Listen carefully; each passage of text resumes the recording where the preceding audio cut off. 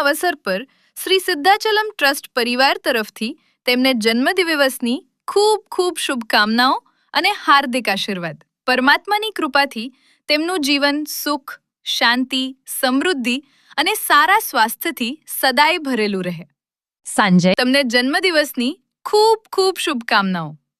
જો આ વિડીયો તમને પસંદ આવ્યો હોય તો જરૂરથી લાઈક કરો, શેર કરો અને તમારા પરિવારજનો તથા મિત્રો સુધી પહોંચાડો.